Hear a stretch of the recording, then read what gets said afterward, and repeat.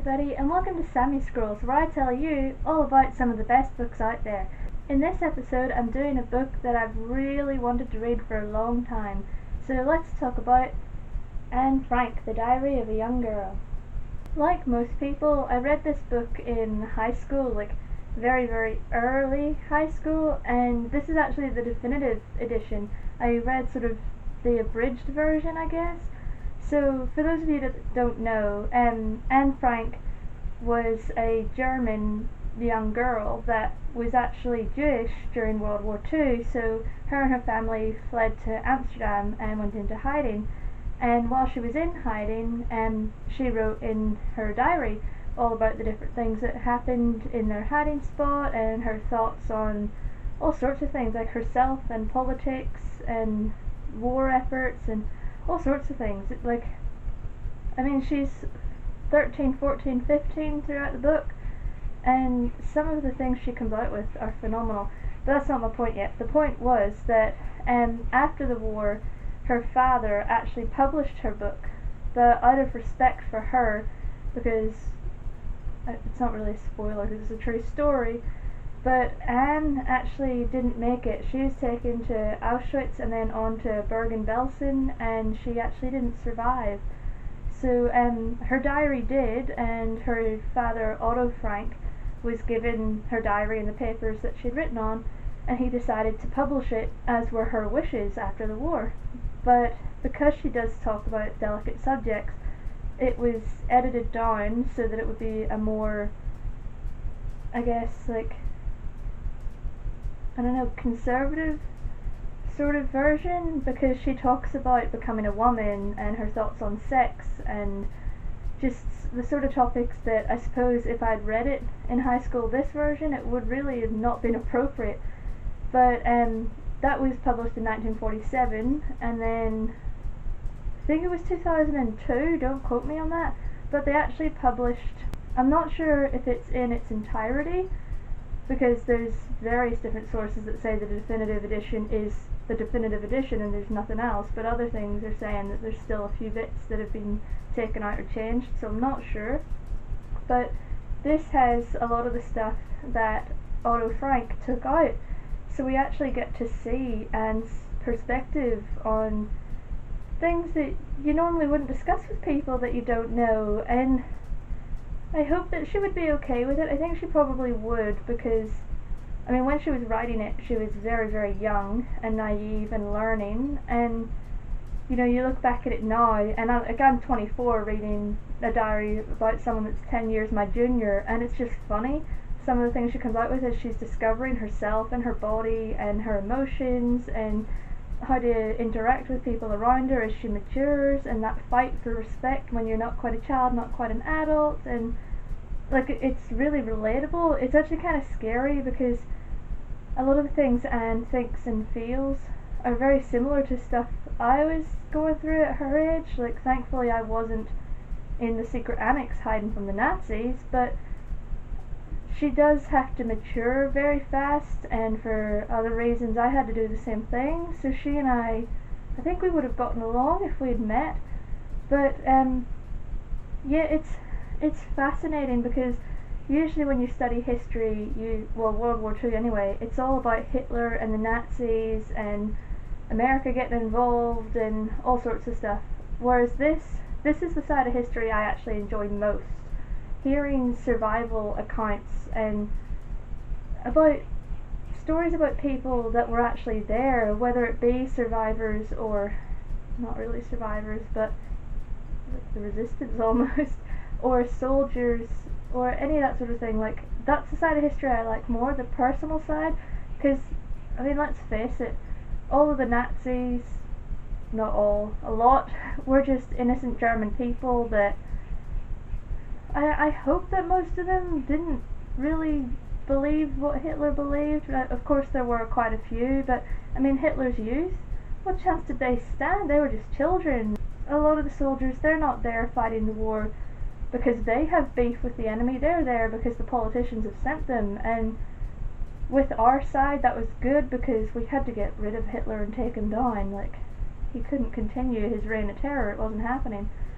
It's fascinating to hear from someone who was actually there at the time and living it, and to go through their day-to-day life with them, because Anne is a very talented writer and we really lost someone special.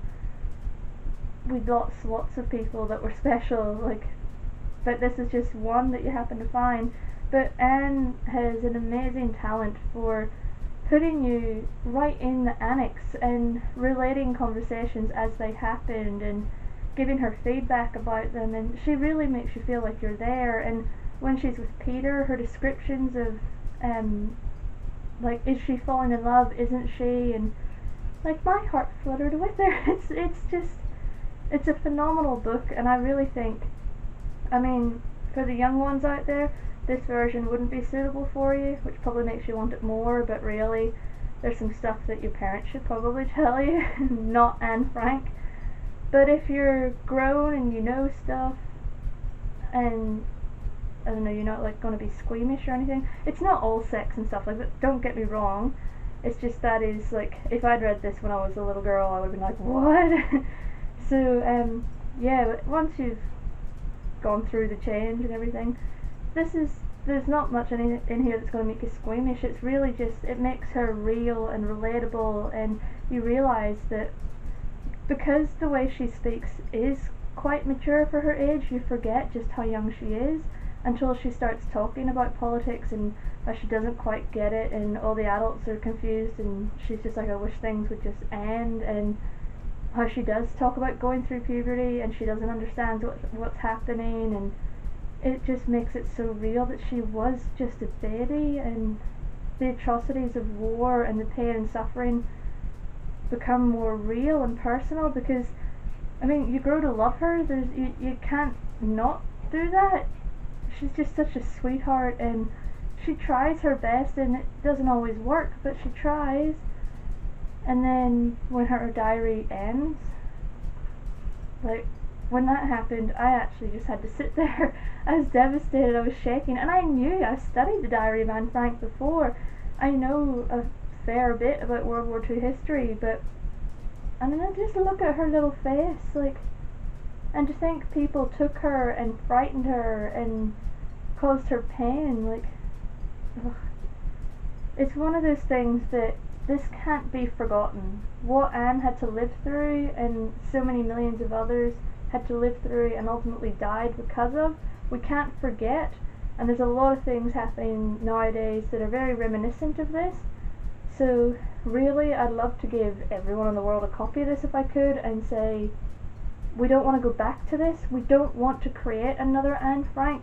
We don't want, in 30, 40, 50 years, the diary of someone now going through a similar thing, and there's parts of the world where that's happening or very close to happening. And this book just reminds you that at the end of the day, it doesn't matter what race we are, what religion, what nationality, none of that matters. At the end of the day, we're all people. Our hearts all beat the same, we all bleed the same. So why we choose to discriminate against each other, and why we pick at whatever minuscule differences we do have and choose to kill over it, it's not worth it. It's really not. Like, World War II, Hitler wanted to get rid of all the Jews because he thought they were lesser than us. It's just a religion. Like, these are still human beings, and now, I mean, I don't want to go into it because YouTube, I don't know, maybe my channel's not the best platform for discussions like that, but I'm sure you know what I mean, where this sort of discrimination is happening and pending happening in other countries. We can't let it happen again. We've got to protect not just our young people, but just everyone. We're all just human, and I guess remember that, and I don't mean to go on a big ramble, but when you read this and she talks about things on the radio or plans that are being made, and you think, wow, I've heard similar things on the news a couple of days ago, it's really, really scary, and I don't want anyone to feel the pain that Anne and her family and the millions of people that suffered.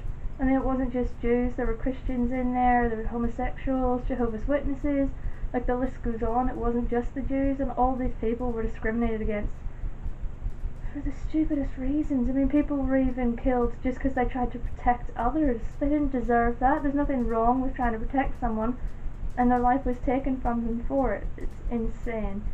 So really, if you can get your hands on a copy of this, I highly recommend it. It is one of the best books I've ever read. It's emotional, it's heartbreaking, it's heartwarming, it's stressful, it's touching. It's a whole wide range of things, and you know, we're honoured that we did have Anne, and we do have this to look back on and remind us of what humans are capable of. If you're getting caught up in any of the nonsense of the world, or buying into the fear mongering that's happening, I mean, Hitler did the same thing. So just read this and remember what we've done before and what we really don't want to do again. But and it got a bit heavy, but I'll leave it at that. If you want to come chat about this book or any others, I'd love to hear your thoughts. I'm on Facebook, I'm on Twitter, I'm here on YouTube. Anywhere is fine, come say hi. But thank you so much for watching. Take care until I see you next time. Bye.